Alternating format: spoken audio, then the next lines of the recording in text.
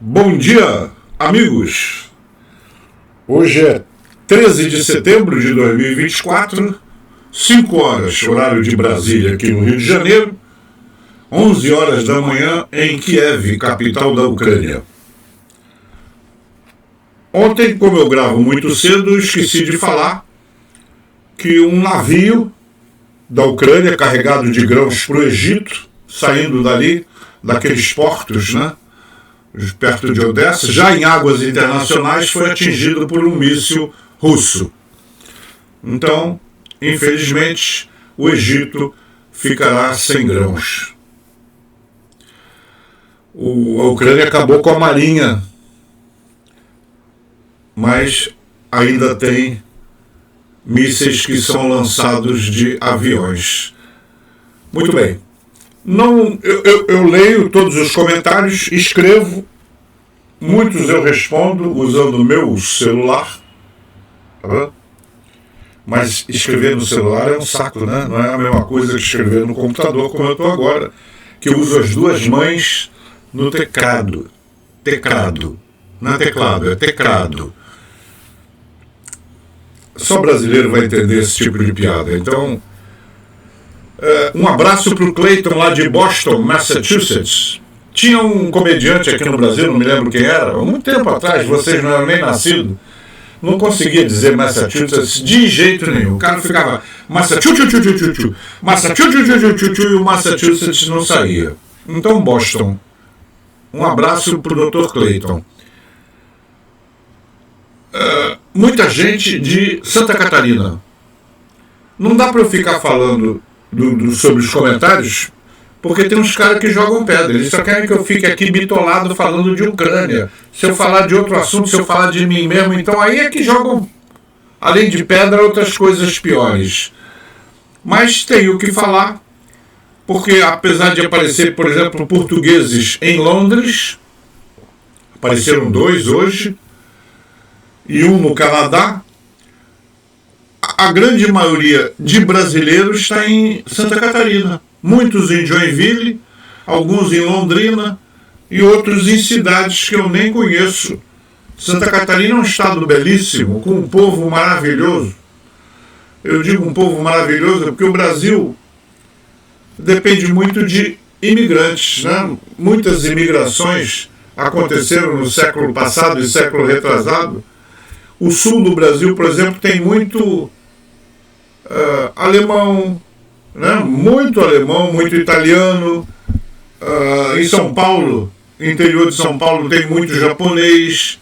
O Brasil é feito de todo mundo, o mundo todo está tudo aqui. Tem muito ucraniano, tem uma comunidade enorme de ucranianos no Brasil, porque é um país que recebe todo mundo de braços abertos. Então, se você é do bem, pode vir para cá que será sempre bem-vindo. Aqui tem, inclusive, libaneses, sírios, turcos, tudo que você pode imaginar está ali naquela área ali do Paraná, né, perto de Foz do Iguaçu. Pô, tem muito libanês, muito sírio, muito turco, e eu adoro comida árabe. Adoro quibe cru, adoro grão de bico, né? Então, eles chamam de hummus. Adoro pão árabe. Não tenho nada contra, não. Eu tenho contra quem não presta. Mas quem presta, eu presto também. Tá? Então, não posso ficar falando disso. Mas Joinville, por exemplo, já tive várias vezes. Uma vez fiquei no 62 batalhão lá, 62 BI, batalhão de infantaria, acho que motorizado. Motorizado quando a tropa vai de caminhão. Mecanizado quando vai de Guarani, que é um blindado 6x6 brasileiro, que é maravilhoso. A Ucrânia tentou comprar, inclusive, no formato ambulância, mas, né, o raio do presidente que a gente tem, que é amigo do Putin, não deixou. Se fosse para a Rússia, ele deixava. Mas, infelizmente, o Brasil virou uma Venezuela, então é uma ditadura de esquerda e está complicado viver aqui. O que é que eu ia falar? Uma vez fiquei no 62 BI e na outra vez Aí fiquei num hotel porque era um campeonato brasileiro de tiro de defesa tático. O campeonato era lá no clube do Jean, clube maravilhoso, muito agradável. Então eu ainda não tinha operado, estava de muleta, mas mesmo de muleta e andando daquele jeito que vocês imaginam que alguém de muleta anda, eu consegui uma medalhazinha lá no campeonato de tiro. Bom, deixa eu voltar a falar de Ucrânia ou vão jogar pedra.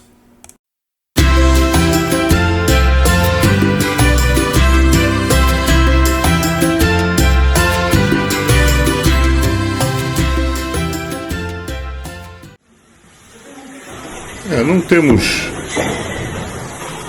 muita novidade na linha de frente, né? As escaramuças de sempre. Na região de Kursk, o russo tentando retomar algumas vilazinhas. Aqui em Varsóvia, na Polônia, o ministro das Relações Exteriores dizendo que a proibição da Ucrânia usar arma de longo alcance devia ser suspensa, né? Aqui, ó, Polônia aqui. Então, nada demais.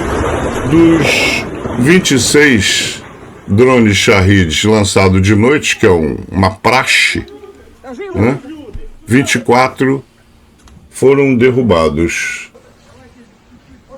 E também vou mostrar aqui os números da campanha dos 1000 e tantos orques diários que vão para o céu, né? A gente abrevia a estada dele aqui na nossa terrinha, mais ou menos.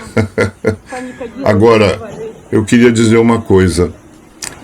Aquele navio que o russo bombardeou transportando grãos para o Egito, né? Em águas internacionais do Mar Negro, então ele tinha que atingir o navio quando ele estava em águas ucranianas, não em águas internacionais. Eu queria dizer um segredo. O navio é turco. E a Turquia é da OTAN. O foguete Netuno voou de forma encantadora em uma visita à Crimeia, lá em Tarkankut, tendo encontrado o radar de reconhecimento aéreo dos invasores, um 48Y6K1 Podlot, e o sistema de mísseis de defesa aérea PU S-400 Triumph. Esse navio aí, russo, está fazendo os que os russos sabem fazer bem, presepada. Olha só. Era provavelmente para o povo ver como é que ele lança míssil, mas o míssil deu errado, olha lá, voltou, parece até coisa de fogueira de São João, fogos de São João, ó. Deu tudo errado. A tal marinha russa que disse que ia mandar 400 navios para um exercício com a China. Como é belo o Storm Shadow e o Scalp. Tá lendo ali no meio do corpo do míssil? Olha só, Storm Shadow / Scalp. Londres permitirá que Kiev dispare mísseis Storm Shadow profundamente na Federação Russa, disse o The Guardian, citando fontes do governo britânico. A publicação escreve que as autoridades britânicas já tomaram uma decisão, mas não a anunciarão publicamente.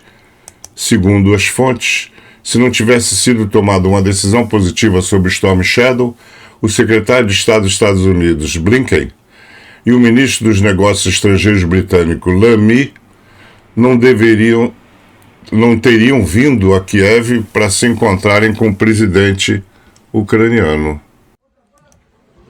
Russo bombardear a igreja não é novidade, né?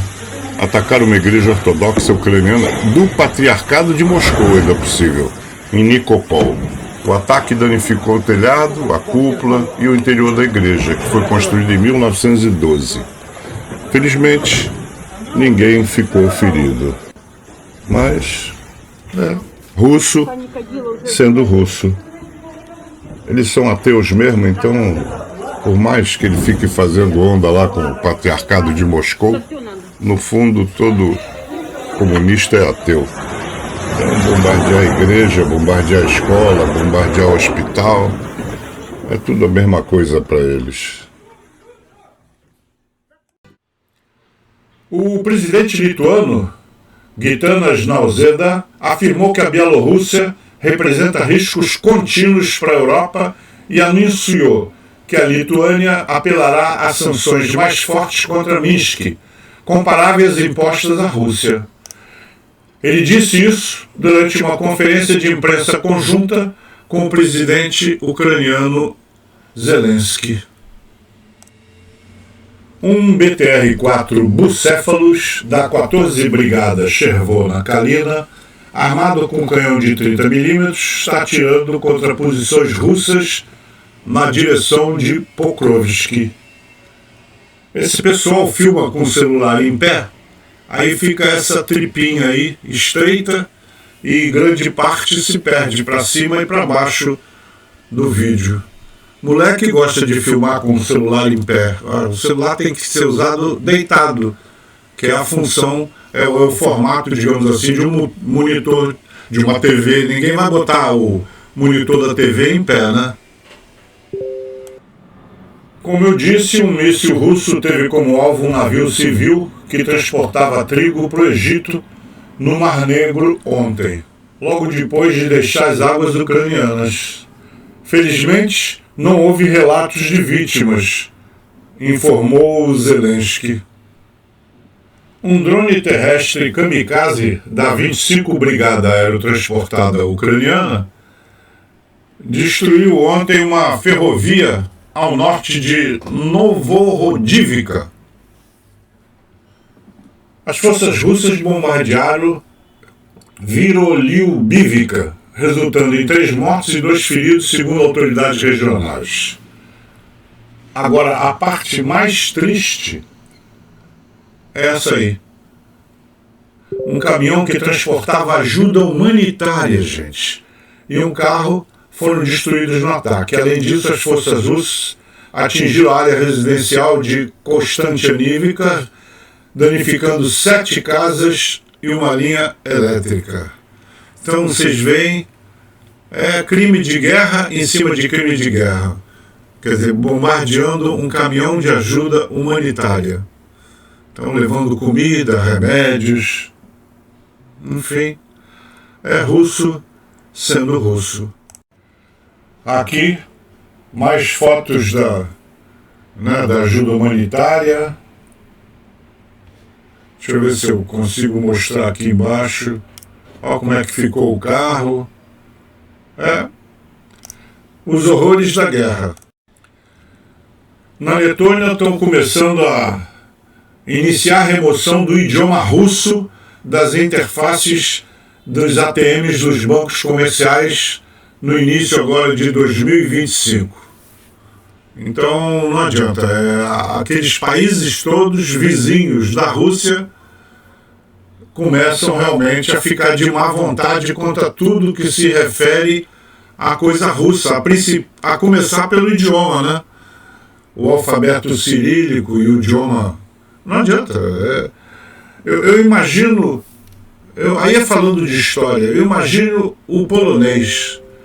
A Polônia, na Segunda Guerra Mundial, foi dividida, porque ela foi invadida de um lado pela Alemanha nazista e do outro lado pela União Soviética. Então, pronto, dividiram ao meio. A Polônia caiu, acho que em uma semana de guerra, ela não estava preparada, ela ainda tinha uma grande parte do exército montada a cavalo, não estava preparada para aquela blitzkrieg de carros mecanizados e tanques e coisas que não eram da época, né? O pessoal ainda ficou muito parado na Primeira Guerra Mundial. Por isso que agora a Polônia de hoje está se armando, é um exército moderno e continua crescendo, quer ser o maior da Europa nos próximos anos. O contra-ataque russo esperado começou, né? Deixa eu ver aqui o cursor para ajudar vocês. aqui, tá vendo? Nessa parte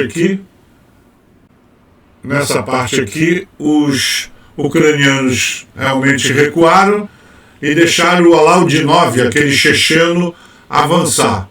Nessa outra parte pequenininha, avançaram um pouco, tomaram algumas vilas, não, tomaram vilas nessa parte maior. Nessa pequena avançaram, não chegaram a tomar nenhuma vila, mas de qualquer forma era o contra-ataque esperado. O que os ucranianos vão fazer, isso é a região, essa parte toda é a área de Kursk, né? Então essa parte amarela é a parte aonde o russo está tentando retomar. A parte azul é a parte dominada pela Ucrânia. Então essas duas áreas vermelhas aqui e aqui são a esperada contra-ofensiva russa. Vamos ver o que vai acontecer nos próximos dias. Veja que interessante. Alguém me perguntou qual era o alcance do Storm Shadow. Aí eu consegui encontrar esse gráfico que mostra o alcance de todas as armas ocidentais que a gente tem visto a Ucrânia poder usar. Muito bem.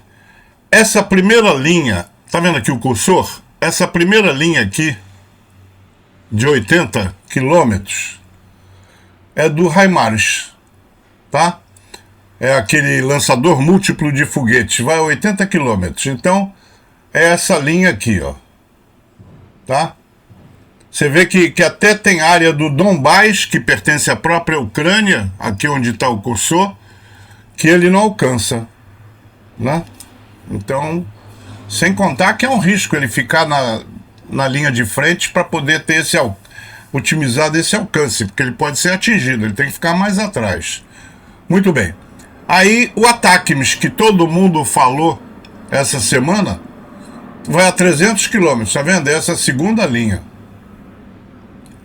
Já pega Voronezh, Smolensk, Briansk, Rostov-on-Don, Krasnodar ainda não, mas tá vendo? Pega inclusive toda a Crimeia, tá vendo? Então, aqui tá o ATACMS. O JASMM, aquele míssil novo, 360 quilômetros. Então, 360 quilômetros, olha só. Aqui pertinho de Smolensk, pega todo mundo, Krasnodar, pega todo mundo.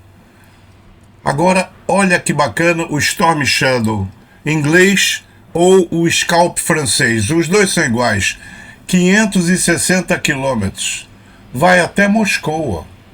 Moscou, Ryazan, Volgogrado.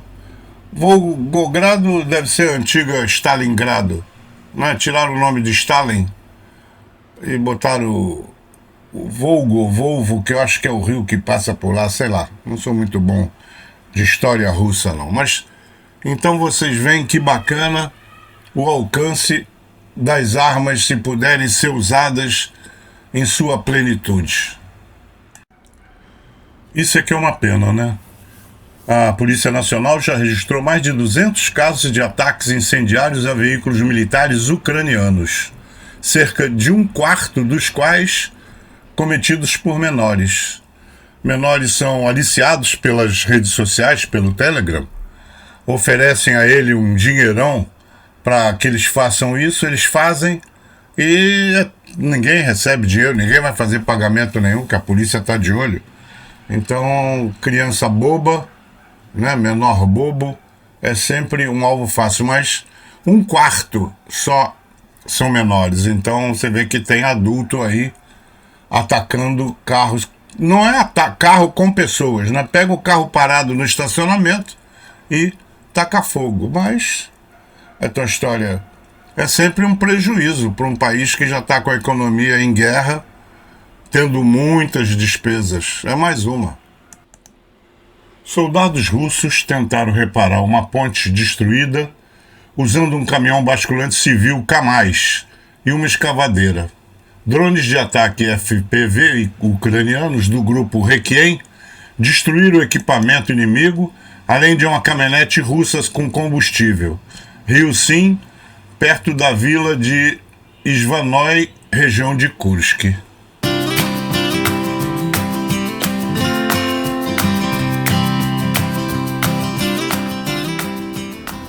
A qualidade da imagem é porque é imagem de drone, né? Então, realmente, imagem de drone não tem a mesma resolução.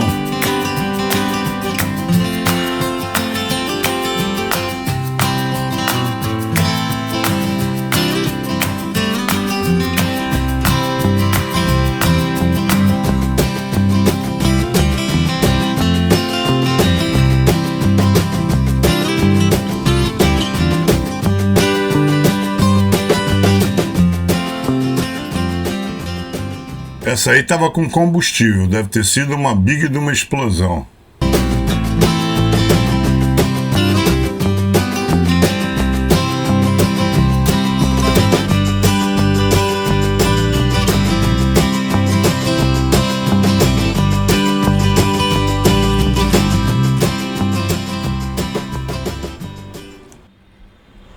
O ministro das Relações Exteriores, Sikorski, da Polônia, disse que garantir a segurança da Ucrânia, que é a vanguarda estratégica de toda a Aliança do Atlântico Norte, continua a ser nossa prioridade partilhada e continuaremos esses esforços.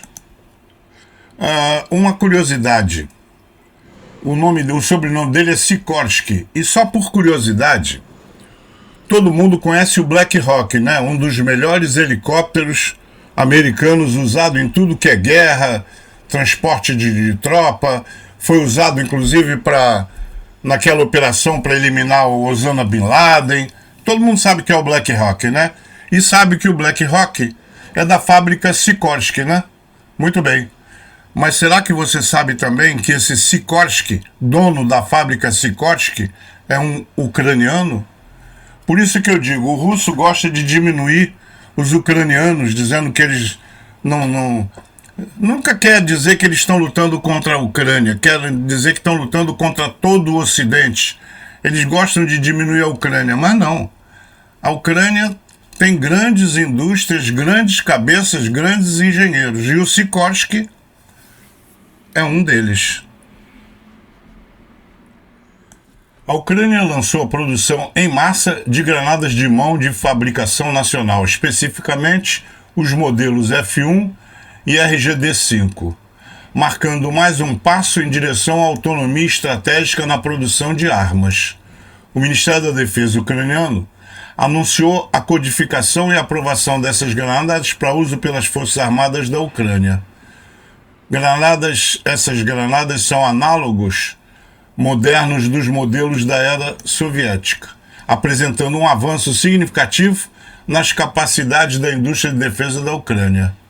A produção delas faz parte de uma expansão mais ampla do setor de defesa interno da Ucrânia, que está a aumentar rapidamente a produção de munições, armas e veículos militares essenciais.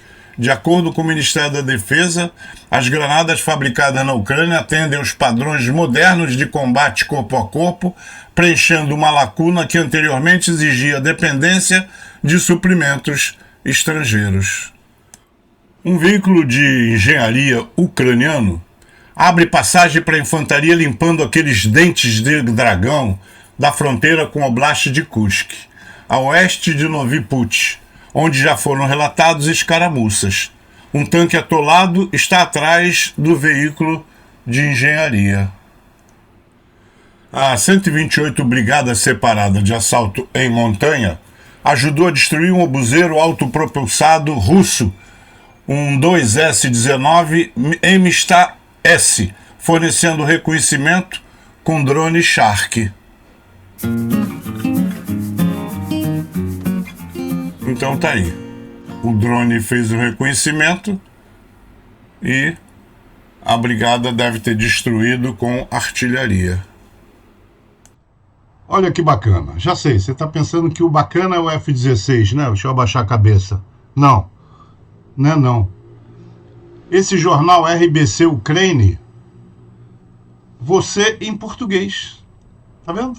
Encontrei por acaso agora. O Noel Reportes me mandou. Olha aí, ó, tua língua em português.